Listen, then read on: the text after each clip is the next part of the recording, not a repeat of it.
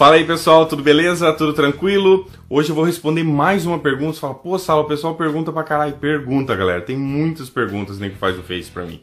Um monte. E se você tem alguma pergunta que você queira fazer, por favor, tenta sintetizar ela, deixa ela pequenininha, porque senão vocês me ferram, né? Se nem escreve um texto gigante, aí me complica, né? Eu já falei isso em outros vídeos, eu volto a repetir. Faz a pergunta, mas seja objetivo. Se eu souber responder e tiver ali dentro da minha alçada, eu vou publicar e vou tentar responder. Hoje quem pergunta é Yasmin Alves e ele diz assim, ó. Oi, Salatiel. Bom, me chamo Yasmin, tenho 16 anos e não tenho religião e nunca tive. Tá, que bom. Menos mal pra você.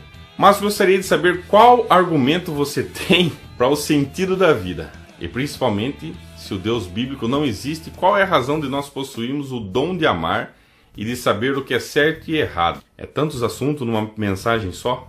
Bom, eu tenho muitas outras perguntas, mas essas são a principal. Um amigo meu me desafiou a provar que Deus da Bíblia não existe. Ele disse que vai me fazer acreditar, por isso eu gostaria, por favor, de argumentos bons. Obrigado pela atenção. Yasmin, valeu por acompanhar meu canal, obrigado por estar inscrito. Eu acredito que você seja inscrito no meu canal, por você estar acompanhando os vídeos, valeu. Vamos por partes, né? Esse vídeo aqui provavelmente vai ficar longo, é muita coisa. Vamos por partes, ó.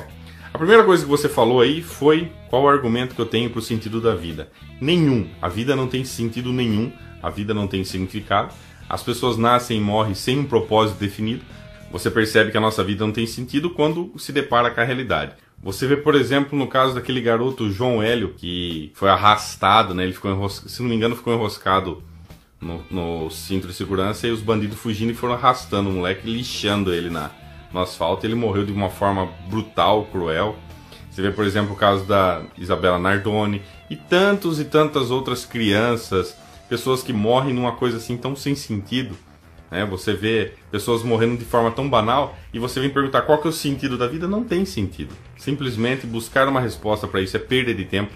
A única resposta sensata e racional que eu poderia dar para você significa sobrevivência. O único sentido que nós temos aqui é sobreviver e procriar, mais nada. Acreditar que existe um plano divino, que Deus está olhando por você, é fácil quando você tem comida na mesa, quando você tem em sua casa. Agora, quando você é assaltado, quando você mora em lugares que não tem nem saneamento básico, quando você vê crianças morrendo de fome, quando você vê o caso, que eu falei para você desse João Hélio que foi assassinado de forma brutal, você olha para isso e fala assim, meu, qual que é o sentido disso? Não tem sentido.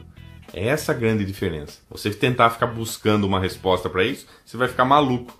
Porque talvez você fale, ah não, mas o meu objetivo é ajudar pessoas. Beleza, o seu pode até ser ajudar certas pessoas, uma causa nobre e tal, mas e aquelas pessoas que são exterminadas da Terra de forma assim como se fosse uma barata? E aí, qual que é o sentido disso aí? Eles vieram aqui só pra se fuder? É isso que você está querendo dizer? Deus planejou, criou eles, eu não vou fazer esse garoto aqui, fazer a Isabela Nardoni, pro pai dela empurrar ela lá do quarto andar, lá ela vai se esborrachar no chão, vai dar um pouquinho, não.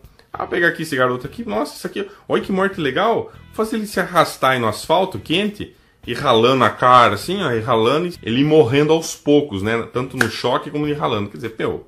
Aí você pergunta pra mim assim, qual a razão de nós possuirmos o dom de amar e de saber o que é certo e errado? Bom, aí já é outro departamento. A questão do amar, isso nada mais é do que o sentimento de empatia. Eu já fiz um vídeo falando sobre a ilusão do amor. Depois você entra aí na descrição, eu vou deixar. Se eu não deixar na descrição, que às vezes eu esqueço, dá uma procurada no meu canal lá, a ilusão do amor. Esse sentimento que as pessoas chamam de amor é um sentimento de empatia e isso foi sendo desenvolvido ao longo de milhares e milhares de anos. Você vê, por exemplo, no passado...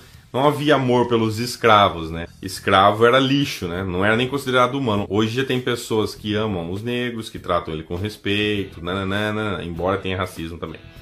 Então, essa questão do amor foi um sentimento que foi sendo desenvolvido ao longo dos anos, devido ao simples fato de nós termos um convívio social. E a questão de certo e errado, que nem você perguntou assim, como que a gente sabe que é certo e errado? Certo e errado é a mesma coisa. O que a gente chama de certo e errado são valores que foram adquiridos durante os anos, durante os séculos, né? E não se esqueça, certo e errado é relativo. O que é certo e errado hoje, no passado não era. Eu vou dar um exemplo para você entender, Yasmin. É o seguinte, ó. Há uns anos atrás, o pessoal considerava escravidão como algo legal. Antigamente era certo um cara de 25, 28 anos casar com uma menina de 13 anos. Não tinha esse negócio de pedofilia. Inclusive tem aqueles casos de família, para quem já é mais velho e já deve saber isso. Eu não sei bem o nome, como é que se dá.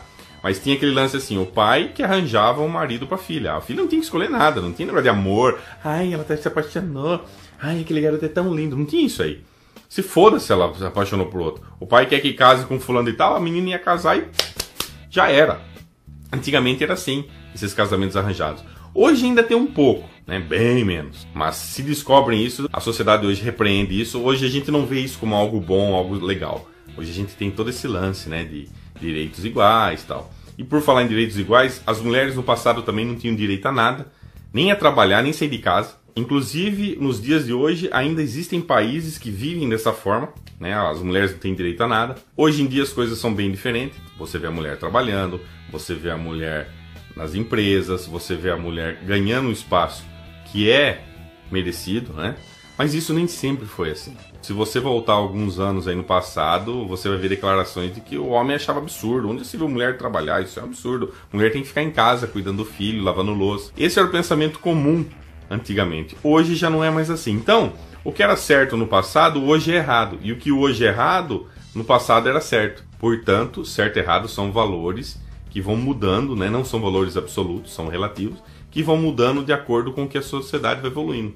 Pode ser que daqui, sei lá, 100, 200 anos, muitas coisas que hoje você tem certeza que tá certo isso mesmo, lá no futuro os caras vão achar que tá errado. A sociedade em si vai achar isso errado, vai reprimir, vai reprovar. Então, esses valores de certo e errado, eles vão sendo adquiridos conforme os anos vão passando, conforme a gente vai tendo essas relações, né? Foi se percebendo ao longo dos anos que escravidão não era algo legal, que escravidão gerava mais prejuízo do que benefício. Percebeu-se que escravidão não dava lucro, percebeu-se que escravidão era errado. E ao longo dos anos isso foi sendo eliminado até chegar nos dias de hoje. Então, o ser humano ele vai aprendendo ao longo dos anos. A gente vai evoluindo nesse sentido. É meio que uma tentativa e erro. O ser humano vai tentando, não dá certo. Aí um bando de gente faz aquilo dar certo e errado, vai se adequando. Por isso que o certo e errado vai mudando, né? Isso não tem nada de sobrenatural, não tem nada de misterioso.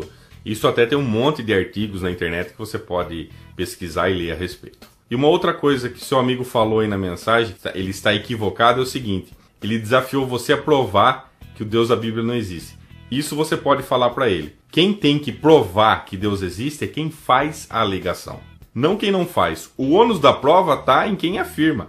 Então, é ele que está afirmando que Deus existe, é ele que está afirmando que o Deus da Bíblia é real. Então, quem faz a afirmação tem que provar. Não quem não tem nada a ver com isso, não quem não acredita. Você não tem que provar nada que não existe, quem tem que provar é ele. É a mesma coisa eu vim aqui e falar assim, pessoal, é o seguinte, ó, eu viajei para Marte e agora eu tenho um superpoder, só que eu não posso mostrar para vocês. Eu adquiri um poder de teletransporte e eu consigo ir para qualquer lugar. Prove que o que eu estou falando não existe. Quem tem que alegar que existe é quem está fazendo a afirmação. Eu estou afirmando que eu tenho poderes. Eu estou afirmando. Eu tenho que provar que o que eu estou falando é verdade. Não você tem que provar que isso não existe. Não faz sentido isso. Então, não esquece de falar isso pro seu amigo não. Beleza? E com relação ao seu amigo que vai te convencer e tal, eu recomendo que você não fique dependendo das pessoas te passarem informação. Não fique dependendo da minha resposta, da resposta de qualquer outro vlogger. Eu recomendo que você estude, que você vá ler artigo. Tem um monte de site na internet aí com um monte de matéria, tanto de cristão como não de cristão. Acho que você deve ler os dois, você deve conhecer tanto um quanto o outro. Quanto mais conhecimento você adquirir, mais você vai aprender, menos propenso a ser enganado, menos propenso a ser ignorante você vai ser. Tá ok, Yasmin? Então, esse foi o vídeo de hoje. Espero ter respondido a sua pergunta. Eu tentei ser mais breve possível, não quero ficar fazendo aqueles vídeos longos, ficar fazendo análise. Beleza? Se você gostou desse vídeo, já sabe, né? Deixa aquele like que ajuda bastante.